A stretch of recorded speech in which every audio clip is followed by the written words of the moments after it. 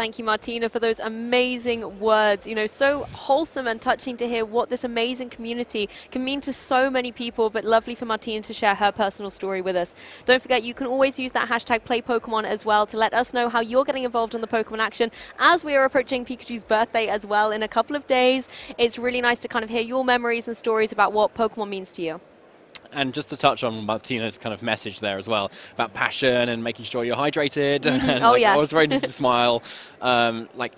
It's really easy to, us as players as well, where we've played too, is to, you're always opposite another player as well. And it's the judges who are coming around and making sure everything is really well organized and everything. And it really is thanks to them that everything just runs so smoothly and so well. And that at the end of the day, when it finishes, that they're really the unsung heroes a lot of the time. Oh, definitely. They gave up their time and their energy in order to make this event amazing. So a big thank you to all of our professors around the world for all the effort that you put in to making these events as amazing as they can be for players, spectators, commentators, crew. It's just amazing. It is. And thinking back on Martina's journey as well, that she kind of mentioned when she first started out, kind of had me thinking about our own story, our own stories, reminiscing a bit, Like I started out in 2016 or so. I just picked the best Pokemon I could find, that I happened to catch in my game, and just went and turned up, and just ended up meeting a really good bunch of people. That was the same. I started in 2016 as well. I went to a little local event and met Jamie Boyd, of all people, and he basically showed me how amazing Pokemon could be. I think I finished last in the little Premier Challenge that we were at, but I didn't even know it could be competitive. It was so much fun, and then I went and saw Wolf Glick win the 2016 World Championships, and after that I was like, I am going to actually try building a team, analysing metas, and actually try and do well and try and maybe get an invite. Didn't work out for me that year, but managed to find different ways to get to World Championships. But I think that's the key thing, is it was the community I met on that very first day. That one friend then opened this whole door to more friends, more amazing people, more travel, and just generally this kind of wholesome fulfillment that you get from having something that you love and enjoy, and being able to go out and talk that conversation with other people as well. No matter the language, Pokemon is universal. Yeah, and it's something that, even though you're going to a tournament, you can easily make it about winning, right? Because you're there to try and do well. And it is competitive, I guess. Because it's competitive. But kind of reflecting back, especially if I haven't won something, which is not going to happen to everybody very regularly, then the bits that I remember actually, the really good times that you have your friends there that you end up making along the way. I know it's so super corny, isn't it? But literally is though. That's why we do it. We do this for fun, right? Yeah. And I feel like that's the main thing that you should be doing this for. And whether that's you're a judge, you're a player, you're part of the production team, everyone is in it because it's Pokemon. Exactly, and sometimes it's the little wins. It's not always, taking home a champion trophy, but sometimes maybe you, got a higher finish than your last event, or maybe you just brought your favorite Pokemon to an event, like Gastrodon, and did really, really well. And I think sometimes as well, even if you're not having the best run in terms of competitive events, you might still get to face up against a player that you've never met before, or possibly, face one of your heroes in that VGC community, and that's still little memories that you're making, as well as, like you say, connecting with more people, making more friends, and then being able to celebrate their victories as well. I mean, I can't tell you how many times, obviously I've washed out the competition, but my friends have made it to that top cut, and then you're able to support them and kind of cheer for them, and that also makes their experience richer as well. I don't know, talking about washing out the competition, I felt like I don't know if you remember this, when we faced in 2017. I remember, I do. I got completely swamped by your Porygon Z team, and using its Z moves to just obliterate stuff, which was really cool. That was my favourite format. I know it's an unfavourable take. Most people do not remember 2017 fondly, but I do. Little Porygon Z with Breakneck Blitz, and then follow up with a Hyper Beam. Oh, it was so good. And as much as I do love Gastrodon, it's probably my actual favourite VGC Pokemon ever, but it's not in the game, so Gastrodon now has top spot. Yeah, okay, so Gastrodon for now, obviously. Yeah, but for now. I'm still rooting for Murkrow here, by the way. Oh, who is good. Exactly, and very relevant at the moment. Well, it's more so in Series 1, you could argue, but Prankster Haze is nothing to shake a stick at. Oh, it's been amazing, and it's really allowed Murkrow to come to the forefront. Like you say, it's been so good in a format where Dondozo is everywhere. And it's not even just Dondozo. We've seen a lot of setup. We've seen lots of Swords dances, particularly on Pokemon like Garchomp coming into the fray as well now. Lots of Dragon dances, nasty plots as well on Pokemon like Golden Go. So actually having that haze and just resetting the field is really good. And even though you're resetting boosts, sometimes you want to reset drops. And we've seen that as well when, I think it was Murkrow paired up with Hydreigon. And you could even go for haze to get the Draco Meteor reset as well, if you hadn't, given yourself the cheeky critical hit boost. But just being able to go for that support where it's like, okay, you've gone for a really powerful move, and normally the counterweight to that is you would drop your attack or special attack by 2 stages, and then Murkrow is like, it's all right, I got your back, buddy. It's okay. I can boost you back up to neutral. And of course, I'll also put your homage to your Gastrodon as well, because it can of course all clear smog, which we see a lot of, which can do a similar thing. It's also a great answer to Dondozo. Obviously, he's got that strong drain, so you can take the water moves, and then whatever terrestrialization type you can pick, you can counter the other bit. We've not seen much order up actually on Dondozo, so I think fairy type Gastrodon's kind of dropped off. It's more maybe the flying type, which I think you mentioned earlier, to kind of counter the Earthquake, which is a much more common a coverage move that Dondozo's using. I mean, it doesn't counter the Earthquake, but I did see Gastrodon with an axe. Steel type Gastrodon in Liverpool, and it was great. I absolutely love seeing it be so ferocious on the field. But you're right, again, Terra's been a thing that's, changed and evolved through seasons and from events as well. We saw a lot of fire Terra very early on. That kind of dropped off and gave way to Steel Terra. And then even, back from Oceania, and we're actually seeing it here as well. There's kind of dominance of Water Terra coming through as well as the new defensive type to go for. Yeah, and on Golden Go, that we've seen a huge amount of that. And offensively, obviously, on Palafin too. Yeah. But yeah, defensively on Amoonguss, I think, as well, is probably the next most common thing, maybe after Dark type, that we keep seeing. We see it on Arcanine. On Annihilate sometimes too. Yeah, Annihilate too. I think Wolfglick, when he won the Orlando Regionals this year, I think he had Terra Water on his Arcanine and his Gothitelle. So much water running around. It really was. And he did wash out the competition. Like, with his really cool Screamtail, Perish Song team. So yeah, defensive terrestrialization is probably one of the best ways to kind of use it at the moment, and Water's really good in that, because you're able to take fire moves, which is a very good offensive type because it hits so much super effectively. And considering there's a lot of Torque Hole in this event, if you've got some Water Terrors, that's going to help you out. Exactly. So if people are using Wolf's team, I don't know if they're out there at the moment. That could be a cool one to use right now, especially because you've got so much ways to control the board game state, and especially if you're versing Hard Trick Room, if you've got a Gothitelle, you can really stop anyone kind of gaining that momentum. Well, I think why kind of Wolf's team was so amazing for that tournament, and he really is kind of a pioneer of Perish Trap. He's really good at running that, trapping him with Gothitelle, going for Perish Song, and having that flexibility. And I think they actually mentioned it on the broadcast, where obviously when a team wins, people are going to pick it up. They're going to want to play with it because they're like, this is good stuff. But unfortunately, Perish Trap is the kind of team that is very difficult to pilot unless you're well versed with it. And the same kind of goes for the team that Gavin Michaels was piloting, where I think you might look at it and think, well, this is easy. I lead Palafin, switch it out, it comes back in, I win. But it's not always the case. A lot of these players have really good strategies, like you said, with the Terra as well, that can have that defensive capability and stop you from just steamrolling through your opponent. And then again, they could also have those big heavy hitters that we've got with the introduction of the Paradox Pokemon to then deal with your Pokemon as well. And then it really comes down, I think, to who's got the momentum. And that is the key thing with this kind of hyper-offensive strategy we have at the minute. And we always see this when there's a new series released. So making sure that you can get KOs but also survive them, like Fevsy was talking about earlier, I think is the key strategy. And as you can see on our screens at the moment, we do have our round 5 kind of confirmed now. It is David Koutesh versus Eric Rios. Two currently undefeated players in our regional at Bochum here, both 4-0. We're going to go into a bit more detail of them once we've got them all kind of set up. But I did want to touch on the point that you made, Lou, about terrestrialization and being able to kind of get that board position with the hyper-offensive Paradox Pokemon. Yeah. Because we've seen a lot of Iron Hands using Volt Switch, which is something Gavin showed us great, tremendous effect last week as well, where you're able to use such a bulky Pokemon like an Incineroar to be able to just switch out your bulky Pokemon, but after everything else has already tried to attack. So you can get in something really nice and safely, and that also means you can get in your Palafin back at the end of turn 1.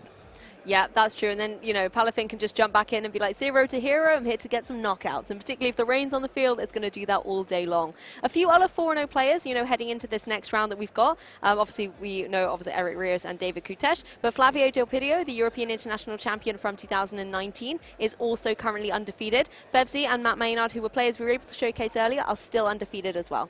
They are, yeah. That's some very strong 4-0s at the moment, yeah. So and Enosh as well, actually, that we showcased. I forgot he was on screen. Yes, yeah, actually, him too. Yeah. So sounds like we're kind of streaming the right people, and we may even end up seeing them again Is Torkoal the play? Is that really what I'm saying right now? Yeah, I know. I don't. I did ask a few people actually, kind of come out to this tournament. Oh, what do you think is going to win? I think some people said hard trick room, and we have seen Alex Soto kind of use that too. Good, yeah.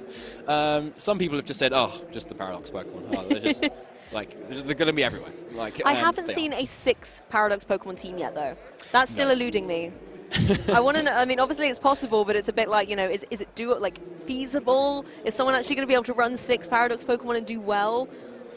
Yeah, I think they could, you know, because, like, you know, a lot of people put a Mungus on their team, you know. You've got a Brute Bonnet you can use instead. You can even Terra Poison it if you want. That's true. Which I think we have seen occasionally. Means you can take the bug moves a bit better. I don't know how common those are at the moment. Pollen Puff, but anyway. Yeah, so what else can you have? Like Roaring Moon's obviously common. Iron Thorns would be nice to see. It's a very cool design. Yes. I think everybody was so excited to use it because, you know, obviously the counterpart that it looks similar to is that Tyranitar, which has had so much history in terms of VGC being very effective, and it can get that sand mode going. But then Iron Thorns has been a little underwhelming in terms of competitive play. Yeah, and because it's a Paradox Pokemon, all the Paradox Pokemon kind of have like similar stats, and I think they're good at one thing and not so good at another, right? Yeah, and I think Iron Thorns took a little bit of actually a little bit of a nerve compared to Tyranitar, kind of like Roaring Moon did compared to Salamence, but I think Roaring Moon got the stats where it really wanted it, whereas Iron Thorns lost Sandstream, which is like an amazing ability, and that just boosts your special defense by 1 automatically. It doesn't have that anymore, so it's got electric coverage instead, but it does a very different job at the moment, and kind of requires that support now with either, you know, electric terrain maybe to activate the Quark Drive. I mean, one Paradox Pokemon that's really caught me by surprise is Iron Moth. You know, we saw 2 of those in the day 2 of Oceania International Championships, and we also saw, although it didn't win against Fevzi, it was David Carrer's team was running that Iron Moth in that very close end game against the Torkoal, but it's definitely a Pokemon that's picked up in usage a little bit, and I think it's surprising to me because you look at fire and poison typing, and that's not very good when there's a lot of ground type Pokemon running around. But again, I guess Terra does give you that respite. It does, yeah. And speaking of the type too, like it matches Salazzle, but it does a very different role. It's hard-hitting special attacker, pretty fast. Also doesn't have Fake Out this time, but it's got decent coverage. But yeah, like offensively, Fire and Poison don't have a lot of coverage. They kind of overlap a little bit. You're already resistant to Fairy with both of them. So it really does get used, though, as something that has a lot of power behind it and a lot of speed to be able to support. And we're often seeing that Acid Spray is that really key move. I really like seeing that. We've seen it in the past with things like Fake Tears, lowering the special defense and then following up with a special attacking move. But having that Acid Spray is actually a really nice tech on a Pokemon like Iron Moth. Particularly, I think we saw even on David's side, he was running it with the Fluttermane and was able to just drop the special defense and then follow up with something like a powerful Shadow Ball and try and get a knockout. So that synergy amongst Pokemon, I think, has been a really key thing that these Paradox Pokemon have allowed to bring into the format. Yeah, the balance between the support and actually dishing out that damage is really key. So, and yeah, Iron Moth can definitely do both of those. And we almost saw it kind of 1v1 that Torkoal. Oh, like, it was close. It was so close, yeah. Like, if you haven't seen it, like, go back and watch that. Because it was like a battle of the fire types, but maybe didn't go in the way you would naturally expect it. Anyway, we do have now our round 5 here. Once again, with David Koutesh and Eric Rios, both absolute VGC veterans here, coming back into Bochum and hopefully well rested after their break a little bit earlier. So we're shortly setting up, and we're going to make sure that they are ready with their teams. So we're going to get them up at the moment, and you should be able to see them shortly on your screens. But currently, we've got on Eric's side Arcanine and Mungus, Roaring Moon, Iron Bundle, Golden Go, and Iron Hands. And why don't you introduce David Koutesh's team? Yeah, so on David Koutesh's team, again, a really innovative team builder that we've seen many times before is running that Torkoal. Look at that, it's back. And then you've got Arcanine, Fluttermane, Bellibolt, Great Tusk, and Roaring Moon. Now, Bellibolt was a Pokemon that I think in Series 1, so many trainers tried to make work. And I really want to see if it's going to be able to come to this match for David. I mean, it's one of these Pokemon that is absolutely hilarious to look at. I know Lee Provost is a big fan of it, but it's one that I definitely counted out. But I think it's a really interesting Pokemon choice, particularly when you rock it up with that Assault Vest. You can give it that little bit extra kind of coverage in terms of its special defense to take a few more hits, and it can deal a huge chunk back with something like a parabolic charge. It can, and Look, even though Eric's team doesn't actually have anything that's like can be hit super hard by electric, apart from maybe the Iron Bundle, there's a few things that want to maybe terrestrialize into the water type. There's the Golden Go there as well, and the Roaring Moon wants to terrestrialize into the flying type. So there's definitely a lot of use for this Belly Bolt here, which would be really cool to see. And something I didn't realize it got as well is that Sucker Punch too. Yeah. So it's actually able, despite any sort of speed control, it's able to really kick out and dish out that damage. And with the electromorphosis, though, is something that is really unique in that it just will just double the power of its electric moves after any sort of hit.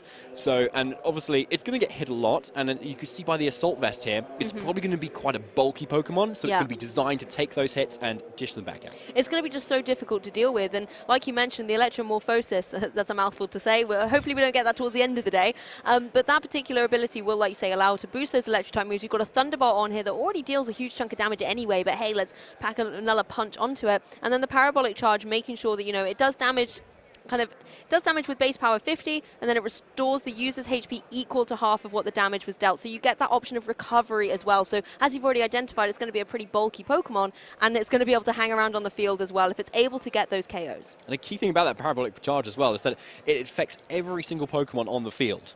So if Belly Bolt is positioned next to that Great Tusk, it'll be able to freely go for those with no effects to its partner Great Tusk and dish out huge chunks as soon as it's taken sort of any sort of hit. So I'm really hoping we're going to see this Belly Bolt here, because I think even Series 1 there was kind of hardly any going on at the moment. Yes, I'm looking forward to seeing it too. I mean, one Pokemon that I actually feel would be a good call here for David is that Torkoal. Taking a look at Eric's side of things, you've got the Amoonguss you can deal well with all those Fire-type moves. It's running, on this particular one, Overheat. That's a little bit of an issue in the sense that you're going to get those special attack drops, but you're still going to be able to get a solid knockout if you can connect that onto a target Pokemon like Amoonguss. As well, Golden Go, that doesn't want to take any Fire-type moves either. And then Iron Bundle's the Pokemon I want to talk about, because it's one that has been so dominant since Series 2 has come into the fray, and it's something that Eric is running.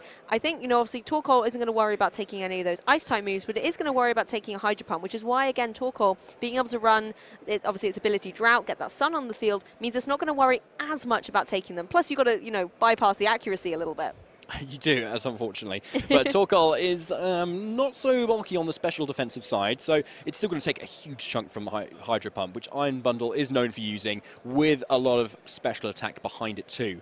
Interestingly, this Iron Bundle is running Encore, which is not, it's a fairly common move, but it's normally seen instead of Icy Wind. But we don't have that here. It's the Protect, Encore, Hydro Pump, Freeze Dry, and we've got Encore instead with the Focus Sash, as opposed to something like a Booster Energy, which I quite like here, because it obviously punishes anybody who wants to kind of protect. It means you're really quick and you can go for an Encore, lock them into that Protect, and that really frees up your partner Pokemon to do just something else. Exactly, and you're right, Encore has been a trend that's kind of been picking up in usage a little bit more here, because it just allows you to lock down a Pokemon into Protect using the natural speed that Iron Bundle comes with. So you're going to be able to outspeed something that's just protected in the face of you, or even gone for something like a Fake Out, or alternatively locked into kind of a boosting move or something like that, and then you're going to be able to get the KO or force your opponent to switch out at that point. Yeah, and it looks like Eric is kind of true to his style, running something quite, as you could argue, quite standard. So, as I said, the Arcanine, Amoonguss, Roaring Moon, Iron Bundle, Golden Go, Iron Hands, something like a team that a lot of people have just been running. There's not too much of kind of like spice going on here, but it just shows that Eric gets so many good, consistent results with like arguably something that is just not like too far out there, but he just gets really good at it. And that he showed that a lot throughout the 2020 series as well. Exactly, and again, looking at both these players, they are so well accoladed. I want to just talk a little bit about Eric Rios, who really at this point in time needs no introduction. European International Champion from 2019, and actually was facing against, I believe it was David Carrère, who we showcased earlier in that finals, which was an epic match. I remember it fondly. And Eric, has come up through seniors, has now come up into obviously masters, and is just being so dominant. Has been winning regionals, internationals, but his goal will definitely be set on trying to take down the championship title in Yokohama, Japan at the World Championships in August. David Koutesh as well, again, not a stranger to these top place finishes. As you can see, he has gotten World's Top 16 last year with a cool Dialga team, I think I remember, with like a Gyarados and stuff like that. Like, it was a really interesting team, and he got so close to right to the end too. Prague Special Event Champion 2018, Austrian Open Champion 2017, Italy Nationals Top 8, but those are just 4 of the many different things that David Koutesh is able to achieve. I remember that Austrian Open in 2017. I finished top 8. Which sounds great, but there were only 13 players. But I tell everybody I got top 8. But I remember actually that was the first time I met David Koutesh, and he just was running such a cool team and piloting it so expertly. It was like a very clean, easy win for him to take that. And then again, following up at the Prague Special Event in 2018, showing that consistency has been key for him as a trainer. And Eric over here as well, he's been so consistent with a lot of like different Pokemon. I especially remember him from the 2022 series running like the Rios Sun kind of archetype of Pokemon, where you'd have the Dynamax G-Max Charizard combined with a huge amount of other Pokemon like the Groudon and the Zacian, but mainly based around that. And he just come into a tournament and just destroy people. You knew Eric was going to get to the top of the rankings with that. And so it's going to be really on David here to kind of use his maybe more creative team to kind of see if he can tear apart the standard kind of well-built Eric Rios team. That's the thing, Eric will use very solid, consistent teams as well. You know, there won't necessarily be too many surprises in his team building, and particularly as we now run open team sheets, there are even less so. But again, speaking of surprises, there is Bellybolt in action. I just love to see this Pokemon on here. Look at its little face. It just can't believe it's here at a regional. It can't, exactly. And like, yeah, I'm always drawn to like the things on the outside, but I remember from the Pokedex entry, the face is actually in the middle with the little yellow eyes and mouth, which is even cuter. It's unnerving. or unnerving. Cute and unnerving. It's a bit of a paradox there, but not a paradox Pokemon. No, but it's being brought into a VGC tournament, so it's definitely going to be somewhat unnerving because it's definitely going to be dishing out a lot of damage.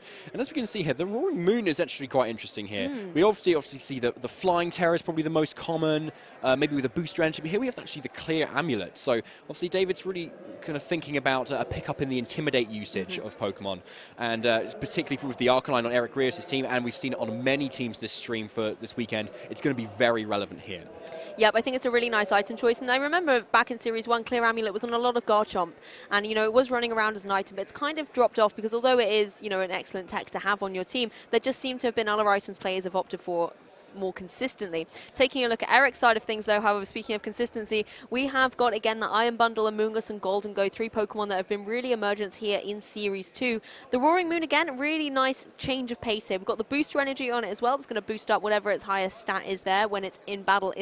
Doesn't need the sun to be able to activate that. But the key thing for me is that Tailwind. Speed control has been a key thing in the Pokemon video game, and it's nice to see it on this team as well to allow even more momentum for Eric to go and do some big destructive damage with, particularly when you take a look at Golden Go running Nasty Plot, then Make It Rain. That could be devastating in Tailwind. Yeah, I completely agree. And we do have a little bit of speed control here, exactly. There is no Icy Wind on the Iron Bundle, so slightly less than before, but maybe more relying on the bulk generally of the team here. As you can see, Iron Hands, so bulky, especially with that Assault Vest. It's very hard to one-shot that Pokemon. Amoonguss, obviously known for its bulk as well, doesn't need to run any sort of speed, not often. Usually your answer if Trick Room's starting to go up, especially being able to Terastallize into that Dark type. And Arcanine, of course, if things aren't bulky enough, you just send in your Arcanine. Get rid of the physical attack with your Intimidate, even further the Will-O-Wisp, and even those special attackers don't want to be hit by those Snarls. Exactly. I mean, looking into this matchup, you know, David has a lot of utility. Again, one thing I like is the fast versus the slow mode. So you've got Pokemon like, for example, the Fluttermane that we know likes to run very, very fast. You can also, you know, have some support with things like Roaring Moon that's relatively speedy as well. But then you have this nice slow mode with Pokemon like the Bellybolt and Torkoal. Obviously, we know Torkoal is a very slow, standard Trick Room type of Pokemon. And Bellybolt seems to fall into that bracket as well. You know, it is generally, as a Pokemon, a slower variant. But there isn't, you know, Trick Room on this team per se, but it does just allow David the flexibility in the face of that matchup. On Eric's side, however, it seems to be all speed all the way because, again, we've talked about that Tailwind, but also Pokemon like Iron Bundle, very, very fast, Golden Go, very, very fast, and it will just give Arcanine and Iron Hands that boost and advantage it might need in order to get a knockout. Something I really want to talk about is the Great Tusk, actually, which is normally running just pretty much just the one set that we've seen, which is Headlong Rush, Close Combat, Earthquake, Protect. It's often also the terrestrialization type of ground. just to kind of take away the weaknesses that fighting gives it and just make its ground moves do even more damage. Yes, because ground is a great offensive type. But here, we've got Headlong Rush, Close Combat, Stone Edge, and Taunt, which I really like because often great Tusks are completely walled by flying types. And everything wants to Terastallize into the flying type these days as well. Roaring Moon, Dragonites, for instance. Sometimes even Golden Go as well. But here we have to try the Stone Edge, which completely covers that. Suddenly it's not as safe anymore to kind of come into these great Tusks. But I'm rambling now. Let's get into this game 1. Eric Rios versus David Koutesh, round 5 of Bochum Regionals. Here are the leads. Absolutely love to see this Torkoal and Roaring Moon out on the left-hand side for David, and then on the right-hand side we have got that Golden Go and the Arcanine. And I love the interaction straight away, seeing the Clear Amulet come into effect in the face of the intimidating Arcanine. As well, the synergy with that Torkoal setting up the Sun, using his Drought ability to boost up the photosynthesis ability of that Roaring Moon. So a lot of good positioning here on David's side. Arcanine getting out of here.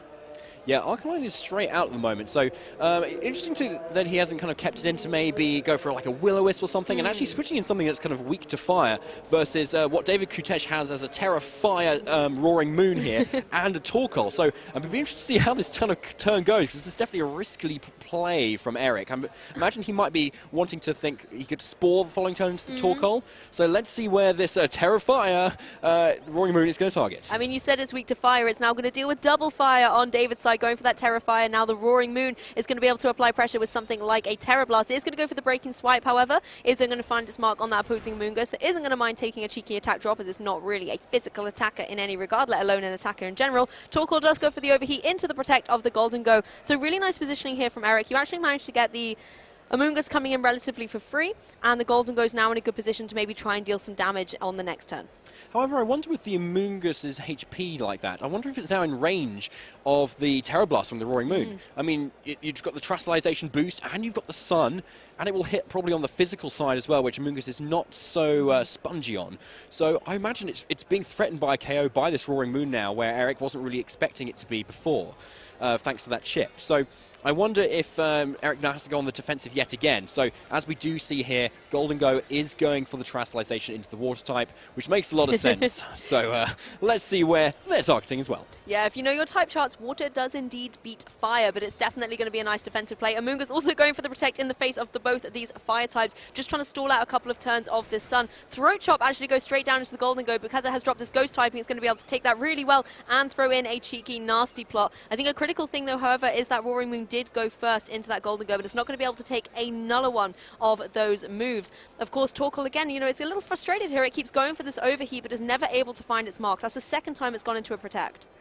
Yeah, so David Koutesh is making some really safe plays at the moment. He's just kind of like clicking what's fairly good or does a lot of damage into the slot that he wants to hit. Like, not making any hard reads at the moment. And, you know, he doesn't need to. Like, look at him. He's on full HP on both of his Pokemon. He's in the exact sort of position we want. And he's still in a really position going into this following turn as well. So there's no reason for him to switch it up. Eric's been making the good calls every single time to keep his Pokemon alive. But you can see he's really trying to fight for it at the moment to kind of get his Golden Go into that position that he wants. Because he definitely wants to make most of this nasty plot boost.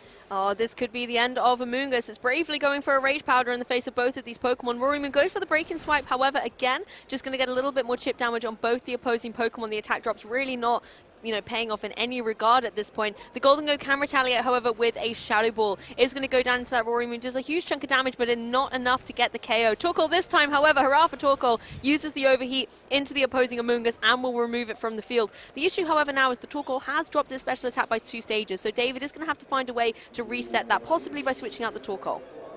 However, you do have still the threat of the Yawn and the Clear Smog going into the following turns. And obviously, if Torkoal's offense is not enough, then it can help its partner to do even more offense.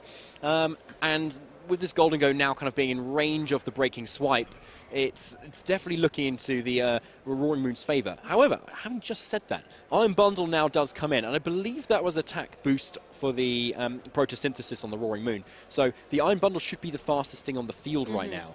And that means it can probably just KO the Roaring Moon at the moment. Even with the sun up, Hydro Pump should be enough to KO it into that Terra Fire of the Roaring Moon. Yeah, it wasn't just blessed in speed, it also got a good special attack, and there you have it, is the knockout against that Roaring Moon, just not quick enough or agile enough to dodge out of the way of what we know is not the most accurate of moves. So the KO goes down here for David. Golden goes celebrating that and following up with a Shadow Ball into the Torkoal that is now sitting exposed on the field. That still does a huge chunk of damage. Torkoal mostly built for physical defense, not so much the special side of things. It is going to be able to activate its item, however, just get a little bit of recovery thanks to its Citrus Berry, and now in the position where it can go for some damage. It goes for another overheat, however, this is at -2 special attack, so you can see it still does over 50% to that opposing Iron Bundle, however, but now Torkoal kind of null and void on the field for David. You know, it's now at -4. Yeah, it is at -4, but that was really surprising how much damage that still did. I wonder if there's quite a lot of special attack investment maybe into this Torkoal, because that did a huge chunk there. I know Iron Bundle isn't the bulkiest of Pokemon, but like still.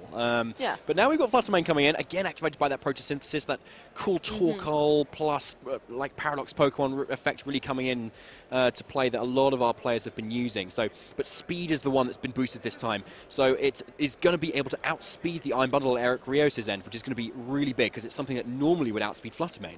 Yep, Golden Go leaving the field as well, you know, sacrificing the nasty plot boost that it had got. Obviously, I mean, it gets dropped by the Make It Rain, but it hasn't gone for that. It's been opting for the Shadow Balls. Arcanine going to join the field, however. Again, the Intimidate, Null, and Void against 2 special attackers. And Torkoal still hanging out and saying, I'm going to give you a helping hand. Fluttermane, let's do some big damage. And Iron Bundle, I think, maybe seeing the combination that has just unfurled, going for a Protect here. The Fluttermane is going to go for the Dazzling Gleam, so a nice coverage here for spread damage. Obviously not going to do anything into the Iron Bundle, and Dazzling Gleam resisted by that opposing Arcanine, able to take it really well. So a nice switch in here for Eric. Yeah, exactly. But however, the sun has gone down, so the photosynthesis effects have now worn off. So it was a decent protect from this like futuristic Delibird at the moment. Arcanine has come in and looking pretty safe because it's often quite bulky, can dish out a lot of damage. Snarl is looking pretty good right now as well.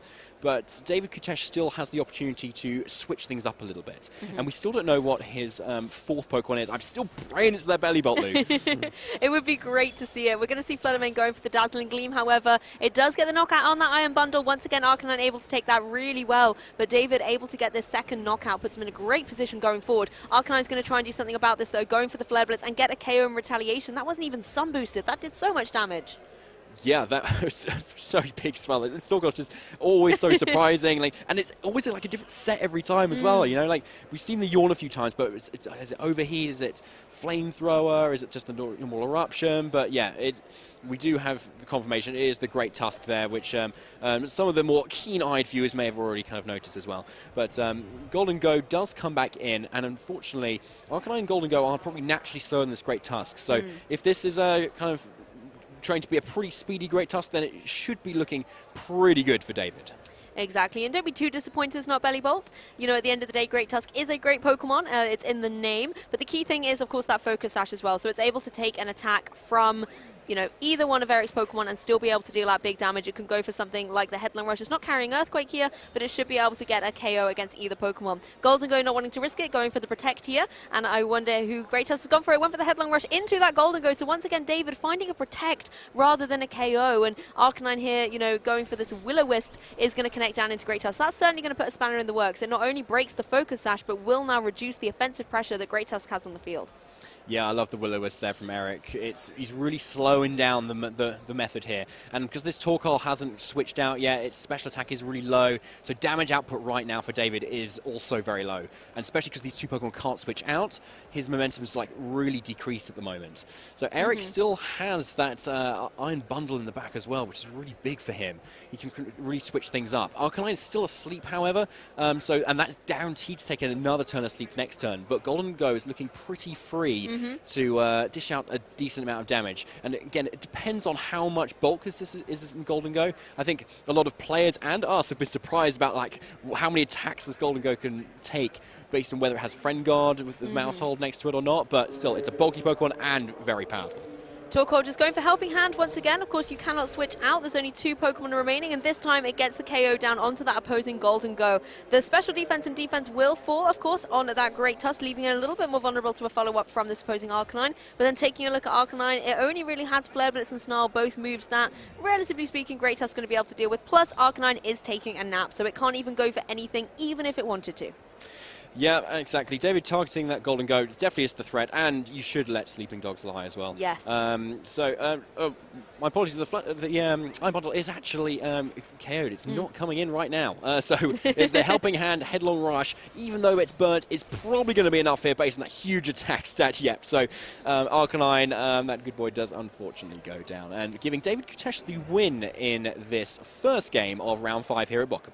Yeah, Arcanine might be down, but it's not necessarily out. This is a best-of-3 set, so David taking a very commanding game 1, but Eric, knowing his kind of expertise and wisdom, is going to be able to pull back and try and come back into game 2. I mean, one thing that really impressed me again was Torkoal, and I still can't believe with each round, you think I'd get the message by now, that I have to credit the way this Pokemon is being played. Not only is the ability really helping a lot of these, Pokemon from Paradox era that have this photosynthesis ability, but it's also able to help out with the damage potential it can deal, the overheat. We saw it connect and get that solid KO against the opposing Amoonguss. But then even when it's on the field, and particularly if you're Eric, you might think, all right, I can ignore this Pokemon for now because it can't really do anything, especially attack is really low. It can still go for that Helping Hand, obviously having the priority as well. That's going to boost up the offensive capability of its partner that if you don't then target, is going to be able to get a knockout against you. So suddenly Torkoal will be sitting at the end of the match still there. Yeah, I think it's a really good point. Like, it's such a dynamic Pokemon you can use in so many different ways. And we've seen it use the Yawn, dish out the damage in that fire coverage. And that's something that I think most players across Series 1 and Series 2 have been using so much. There's always a fire type there at the moment because of how many types it can hit super effectively. And just those Pokemon that happen to be weak to fire are also just really generally good. Amoonguss, Golden Go, to name just a few. People definitely want to use those for what they can do, but they also happen to be weak to fire. So some sort of fire coverage is just very useful to have. And even if Torkoal's main damage output is that overheat, it's, as you can see, it's dishing out exactly what it needs to be doing. And looking at Eric's team, the Arcanine and the Roaring Moon are the two things that kind of resist the fire, but they're absolutely fine targets for a Yawn. That's true. We've seen Yawn be so strong. Again, that game with Fevzi and David where the Torkoal was going for Yawn and just shutting down the Iron Moth. I think, again, shows this nice positioning where you then force your opponent to have to make a decision whether they switch out their Pokemon to reset the Yawn or whether they leave it on the field, fall asleep, and hope, cross their fingers that that 3-turn sleep isn't going to activate. I mean, coming into this game too, I think Eric had really good Pokemon choices. I like the options. I possibly maybe would have had the Iron Bundle a little bit earlier to apply pressure with something like that Hydro Pump. Again, the issue is we're not seeing weather wars at the minute. It really is free reign for Torkoal to set up that sun. We are going to see adjustments, however. Golden Go and Iron Hands out on the field for Eric, but Torkoal once again with that amazing Roaring Rune for David. Yeah, so David's obviously just sticking with his tried and true method with the Torkoal and the Roaring Moon, as you can defensively Terastallize out of the Dragon Dark type if it's not kind of your thing at the moment. So yeah, Iron Hands is the switch up for Eric here, which I do really like because it does have access to that Volt switch, which I know I keep getting on about this, but like positioning is so really key, and especially in this open team sheet format as well, where you want to give yourself the most amount of options going in, even though you know your opponent knows what you're going to do. But even if they know you're going to go for a Volt switch, there's no way they can know what you can then switch into, because Eric has the luxury of being able to choose that mid-turn, which I think is really underrated. Yes, and Great Tusk's going to jump into the fray here. Torkoal's in the back because you might want to set the sun later, considering 3 of these Pokemon have photosynthesis that David has brought to this match. So you want to make sure the sun is in the sky at all opportunities. And you saw the attack boost that came down there on that Great Tusk. So he's not here to play. He's here to get knockouts. And so is Roaring Moon. Going to be going for that Terra Fire once again. Going to utilize the sun and apply a lot of pressure going forward. Again, you can go for that Terra Blast and get some good damage on the opposing Golden Go as long as it doesn't Terra. But you do still have to contend with that Fake Out coming out from Iron Hands. Of course, now Golden Go in a great position to do some good damage. It goes for that Shadow Ball that's going to connect down to the Terra Fire Roaring Moon and do a little bit of damage to it. So really not a lot of damage thrown out on the field, but some great adjustments on David's side. You can see how bulky that Roaring Moon is actually at the moment, and able to take a Shadow Ball from a Golden Go pretty well. I imagine with the leftovers that we do have on this Golden Go, it's probably more of a bulky one and not got a lot of offense to it at the moment. And as we can see, that double up didn't even get the Roaring Moon under half. But it's still a good call from Eric, though, to kind of predict the Terastallization there, or at least some sort of defensive play, because otherwise that Shadow Ball can be completely resistant to the Roaring Moon. So a good job there to kind of chip things down. But going into turn 2, getting in this Great Tusk in this position is very strong right now because it's not being threatened by either of these Pokemon and can dish out so much damage. Yeah, Golden Go, however, is threatened by both the Pokemon on David's side, so able to go for that protect. Roaring Moon finds its mark, though, down onto that opposing Iron Hands. Does 50% damage with a Terra Sun boosted blast. That's so how you say that move. And then, of course, you see the protect on this Golden Go, you know, protecting it from anything that this Great Tusk wants to go for. The Volt Switch is going to do a little bit of chip damage, just push Roaring Moon over the edge in terms of its HP. And this does allow, again, Eric, the flexibility to bring in a Pokemon from the back. And I think this is something you have highlighted and championed well throughout this game, that being able to switch and have that ball positioning can give you such an advantage. And that's what Eric wants to do now. Yeah, so you can see him thinking about it as what he's going to bring in. I think the Iron Bundle would definitely be a good option for him. However, we haven't seen it here, so maybe he hasn't brought it, but the Roaring Moon does come in here, and it is the speed this time, so that is probably a key thing that he's going to want to be using. And as we can see from his team sheet as well, he has the access to Tailwind, which is going to also be really key, because on David's side, he has no way of increasing the speed on his end now. He doesn't have Tailwind on his own Roaring Moon. So being able to Tailwind and then get his Golden Go even faster now is going to be excellent for him, especially if the Great Tusk can live. It can live a Great Tusk Headlong Rush. Well, yeah, I think that's exactly the point. You know, we saw how Great Tusk was able to deal with Golden Go last game. So being able to, you know, get that Tailwind up and allow the Golden Go to have that advantage, I think is a critical thing.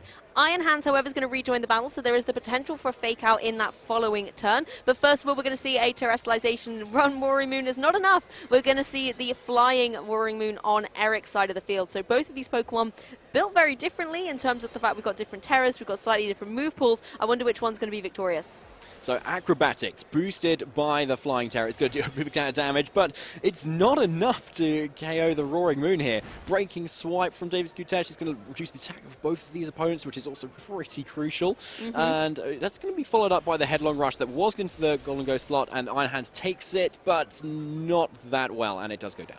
Yeah, it does go down. No fake out potential in that following turn, which I think would have been nice for Eric, just to, you know, shut down the offensive pressure on David's side a little bit more, maybe try and just stop that Great Tusk from dealing some big damage. One of the things you've got to contend with, though, and it's something that you pointed out earlier, there's Stone Rush on this Great Tusk, and normally if you were that flying Roaring Moon, you might think you're in a great position. You're going to be flying up and avoid those Headlong Rushes or Earthquakes and things like that. But actually, that Stone Edge is something that you really have to contend with. Golden Go as well isn't going to be in a comfortable position. It can't go for Terra Water this time, so it is going to have to worry about those Headlong Rushes.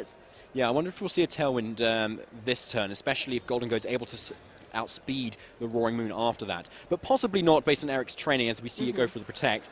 But the Tailwind goes up first, so potentially kind of ready to stall a turn so he can use his Roaring Moon to KO the David's Roaring Moon the following turn instead. And it's a pretty safe thing to do because you're pretty healthy at the moment. You're not going to take too much damage, but Stone Edge is the choice of move, and that's coming really in clutch for David here, and that is a huge KO for him. Really nice to see that tech, not only on the team, but secondly in action. Gets the solid KO there against the opposing Roaring Moon, and you can see the Pokemon celebrating that fact as well, because the Roaring Moon on Eric's side was certainly difficult to deal with.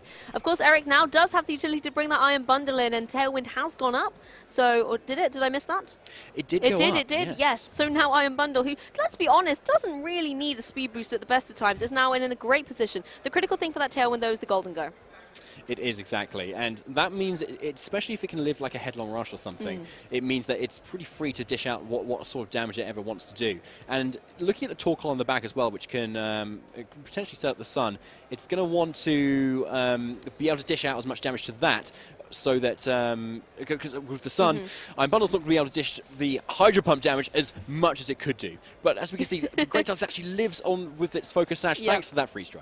Yeah, Focus Sash coming in clutch here, and Golden Go is, however, able to follow up with Make It Rain. So the Focus Sash is actually null and void, because yes, you survive one move, but you can't survive two. 1 HP is not enough to be able to redeem you against something like that Make It Rain. And again, this shows why Golden Go is such a strong Pokemon in the meta. It can deal wonderful spread damage. Yes, it's not the most powerful against 1 HP, but it's still the offensive pressure it holds that Pokemon like Roaring Moon have to be forced into that Protect. So now we're going to see the Flutter Mane, I believe, come in at the moment. And but Eric Rios is definitely in the driver's seat now with that Tailwind. We've seen speed control be such a key aspect to a lot of the teams in our previous games. And pretty much the one with that controlled the speed control, controlled the game.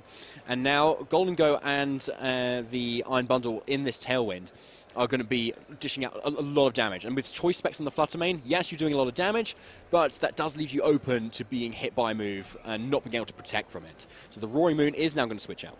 Yeah, I really like this play actually because you're then bringing Torkoal back onto the field and resetting that sun. So now the water type moves coming out from the opposing Iron Bundle with Hydro Pump aren't going to be dealing as much damage, and it just allows you that little bit more breathing room. Obviously, the speed is going to be heightened as well on the Flutter Mane as Photosynthesis is going to be activated. Golden Go is just going to go straight up for a Protect, however, so all eyes are drawn to the Paradox Pokemon on the field. Freeze Ray is going to connect down into Flutter Mane with a critical hit, does over 50%, but Flutter Mane's still here in the action, Sun in the sky as well, preventing it from getting any potential freezes, but it's going into the Protect of that Golden Go. So, again, David, this is something that's been carried over from Game 1, keeps finding Protects.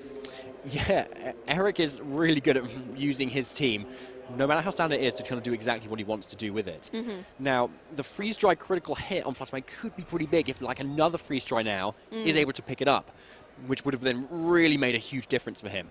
Because otherwise, this speed-boosted Flutter Mane could take a hit from the Iron Bundle and then do all the damage it needs to back into the Golden Go. So a safe play from David, but I don't think he took into account the critical hit potential. So it depends on Freeze Dry's damage next turn, really, as to whether he's going to be able to KO this Golden Go, or whether this Golden Go is going to KO the Torkoal or something back. Well, let's find out. Iron Bundle just going straight for a Protect here, as Flutter Mane is free to go for the Shadow Ball, using its speed advantage it's currently got to get a one-hit KO against that opposing Golden Go. A huge KO as well, because we've seen that Pokemon do so much damage over this course of the Saturday already. Overheat, as we've seen, does 50%, even at -2 special attack to an Iron Bundle, so a good one to protect from. But at the moment, it's looking pretty much in David's favour at the moment, so this Iron Bundle kind of sitting there, and it's going to take this Specs Shadow Ball right now, Lou. Here it comes, Shadow Ball connecting, not enough to get the one-hit KO, but gets a critical hit as retaliation for the critical hit that was sent earlier. Of course, the Focus Sash just allowing the Iron Bundle to survive. It can go for another Freeze Dry into Flutter Mane. It's not able to get the knockout, but Torkoal able to follow up with that Clear Smog. And once again, Torkoal absolutely destroying the competition here at Bochum and is able to get the knockout, allowing David Koutesh to win this set 2-0. Yeah, great congrats to David there. That was like an awesomely piloted team, and you could see that like he wasn't actually like needing to try too hard there, to be honest. Like a lot of his plays were fairly choreographed and calculated, and not making kind of too many hard reads as well, which really shows like what a great team builder David is. And I think that's what he's really well known for. He kind of comes into tournaments with teams that are completely different, or like everyone's kind of excited to see what he's going to use, and his teams get picked up and then used on the ladder a lot of the time because they're just so different and just really cool looking. But not only that, he just does so well with them too. And as we can see, the Stone Edge tech on the Great Tusk was so key, and the Terra Fire on the Roaring Moon was was such a good an extra offensive option for Roaring Moon that doesn't normally have, which meant it was able to really pressure down the Golden Go and the Amoonguss on Eric's end. Yeah, in the Battle of the Roaring Moons, having that Fire Terror, I think, was a really nice tech on David's side of things. And yes, you know, he always runs teams that everyone's excited to see. I saw the Belly Bolt, I got excited, but even I have to admit it's definitely not the call in this particular matchup. And I think making sure that you had the Torkoal to support those Paradox Pokemon as well, I think really did enable David to be able to have that success. Even in the face of a Tailwind from Eric, there was just so much survivability in the bulk that was invested on David's side that it was able to, you know, stall out that Tailwind very successfully and then get the knockouts afterwards. Exactly, and we saw him just kind of gain the momentum from kind of turn one. He was like really good at calling where the slots were going to end up, and you could see the training of each of the Pokemon was really key too. The Roaring Moon taking that like Shadow Ball so well, even though it terrestrialized to Fire type, and even plus the Fake Out, it means it was still not in range for another one. So you could see why Eric wanted to kind of get up that nasty plot in Game 1 with his Golden Go. Didn't really get a great opportunity to do it in Game 2, and that it really showed as well. The Golden Go was just not a threat anymore, especially once David pivoted his Great Tusk onto the field. It just kind of got rid of that dead slot, because as soon as you leave it open, Headlong Rush goes straight in and KOs it. I felt, you know, Great Tusk really was so pivotal in that match, because not only did it have that pressure, like you mentioned with the Headlong Rush, but that Stone Edge, and seeing it actually come in so well in that match does, I think, again, just credit David's, you know, team building and the kind of inspiration that he gets to kind of try new things, maybe have that kind of daring edge to do things that other players maybe are like, you know what, it's a little bit too niche maybe, it's not always going to be as effective, but actually having it on there proved to great effect, why sometimes you do need to be that little bit more creative, although sturdy, strong teams like the ones Eric pilots are always, you know, consistent, they're very successful. Sometimes you as the player, if you do like those more creative edges, bringing them on a team will give you that advantage. Exactly. And talking of creativity, the belly bolt, which I know we haven't seen today, we may see a little bit later, because I can imagine, say, versus a Dondozo matchup, because it's Terra Water, you can Terra into the water and still be able to hit with those hugely powerful edge electric type attacks, having already been able to take the water moves very well yourself. Especially if you're parabolic charge. I imagine there's some maybe calculations he's maybe made there so that he can always take some hits, but then always heal back enough from the parabolic charge after having taken electric morphosis that you can then win the 1v1. I'd love to see that in action. That would be amazing. You know, fingers crossed that happens. There's a commentator's curse where we often talk critical hits into effect, but maybe we can also do the commentator's, I don't know, revival blessing in a way to make it happen. That would be really, really cool. And again, it's nice to see these more unique Pokemon coming through. Again, Torkoal, a Pokemon I didn't think I was going to talk about, has done so well in this tournament, as well as some more niche Paradox Pokemon. You know, we've seen the Iron Moth running around, but it is still really about those big three: Fluttermane, Great Tusk, and Iron Bundle. And again, we got to see all three in action in this match. Yeah, and it's really cool to see how each of those three Paradox Pokemon are kind of being used slightly differently in most teams. You've got the standard thing, and especially earlier on in the season, it was mostly kind of Dragon Dance, Acrobatics, Flying, Terra, Roaring Moon, and now we're starting to see a little bit of a change, like the Clear Amulet. Yes, really good, because Intimidate kind of dropped off a little bit. But it's back. Now it's back, and people are realizing that Arcanine is probably the main way to defensively deal with these new Paradox Pokemon, and then you can then start to respond to that with training your Paradox Pokemon in a certain way that helps deal with those counters. So maybe by the next time, we'll start to see Arcanine switched out for something else. I mean, I remember, it's nice to see actually Arcanine back in action, because I remember it being so strong, and then Incineroar unlocked Intimidate, and then Arcanine was gone. So it's nice to actually see it back, considering Incineroar's not in the game. So it's really cool to see Arcanine back in action. And I think the key thing as well is the flexibility that our trainers are using. You've already mentioned the three big key Pokemon are, you know, very strong in terms of their Paradox, but sometimes they're being trained that a little bit different, maybe a different Terror, or like we saw the Stone Edge here. We even saw as well on Iron Bundle, you know, dropping Icy Wind for Encore. So I think actually having those little niche changes are what are going to catch a lot of players off guard. I think now we are ready to hand over to David Koutesh over on the couch for his player interview, and I hope he's going to tell us a little bit about his really creative team.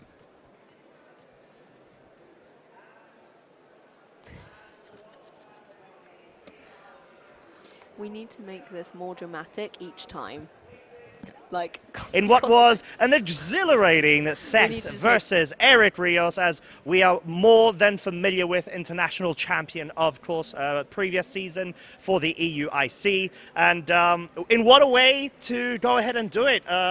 David, very, very impressive stuff. I think you've definitely built up a fan base of Belly Bolt lovers in the chat from what we've seen too. So how are you feeling at this current moment? Yeah, I feel pretty good. I don't think I dropped the game yet, so that's an accomplishment on its own, apparently. But it's just more of an accident, I think. But yeah, we take those.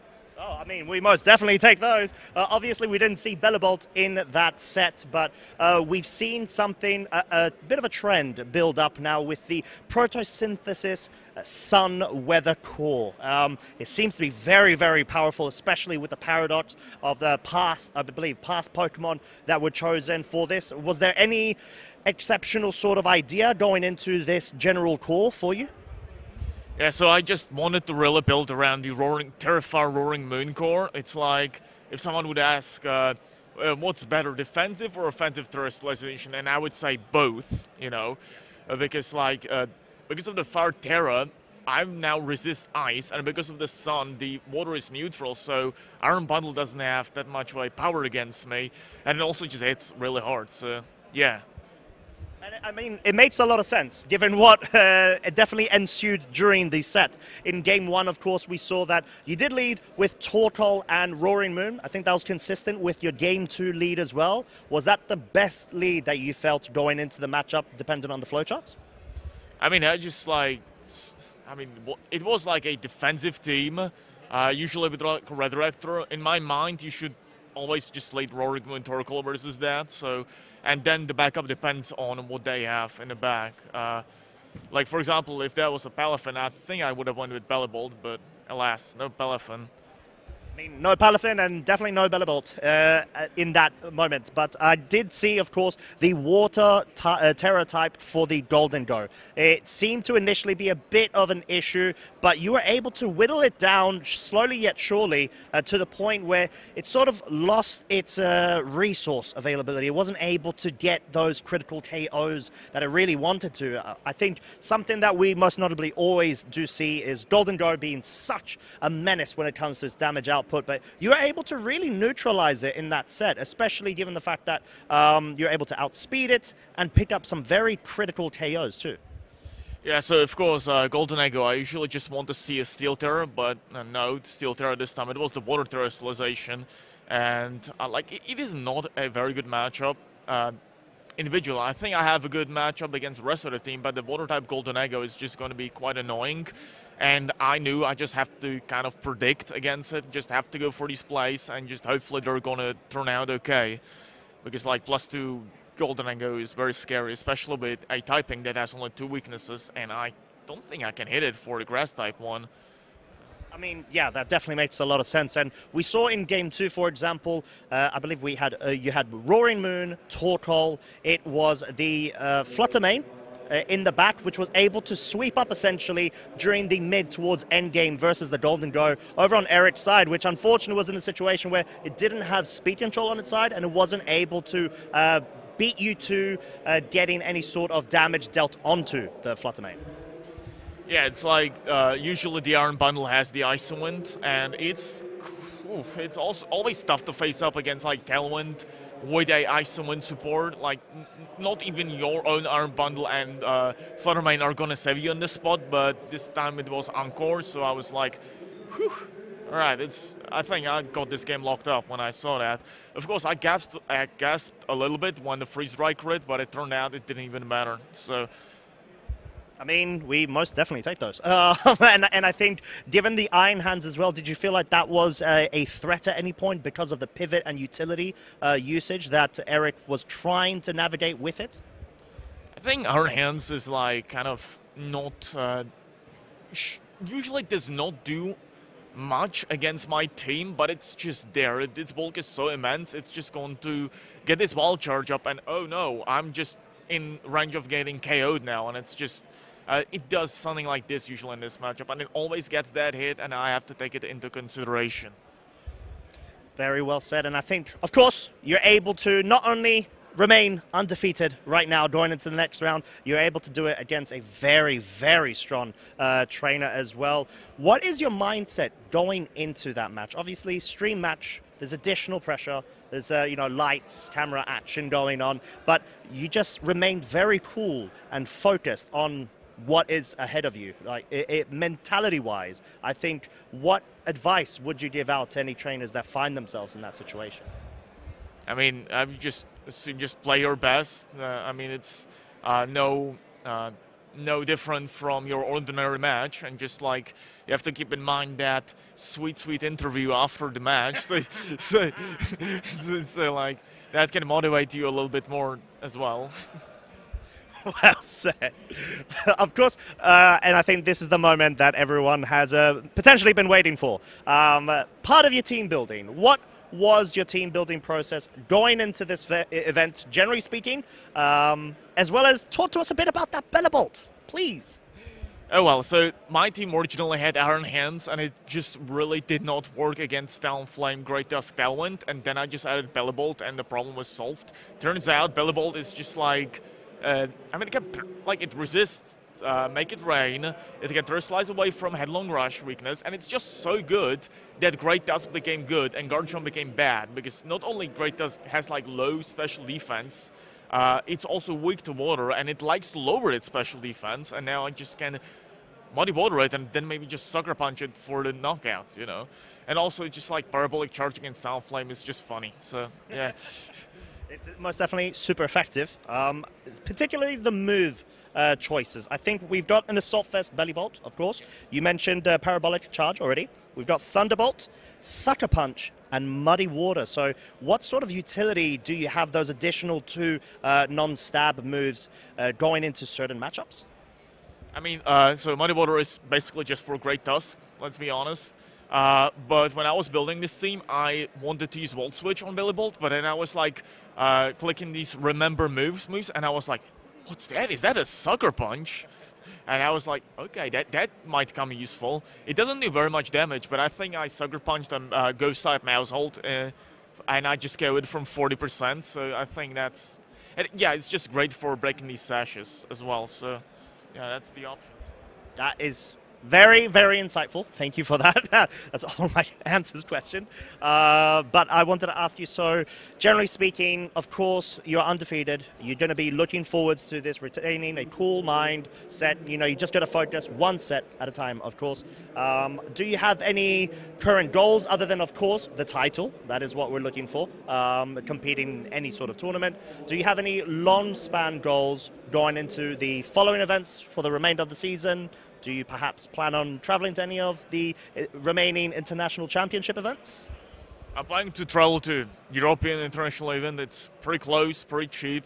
The US one is just far away, so I don't think I'm going there. Any other events? I think I might come to Italy in June, but no other plans currently. Because I think I'm just going to qualify through these events, and I'm just going to leave it at that. You know, then I can just relax at home and just watch others duke it out. So yeah. I think, David, it's very fair to say that not only myself but everyone at home really enjoy what you bring to this competitive scene. I think being able to see such creativity and the ingenuity of being able to bring that success onto the global competitive scene is absolutely impressive and always a joy to be able to see. So hopefully we'll be able to, of course, see you progress through to this throughout this tournament. Who knows? Maybe even tomorrow. Fingers crossed. A bit of bias from my side. But it's been a pleasure. So do you have any last shout-outs very quickly that you would like to give out? Well, I would also like to shout out the Czech VGC Discord. They're great support for me. They always cheer for me. And sometimes I can bounce my ideas off of them. So I think that's probably the most important and the only shout-out I'm giving at the moment. Well said. Thank you very much, David, for this bit of insight. What we will be doing, of course, ladies and gents, is we'll be going ahead, cutting to a short break where we will be ascending on to the next round. So please don't go anywhere. Congratulations once again, David. Very, very good stuff. I'll be catching you all very shortly.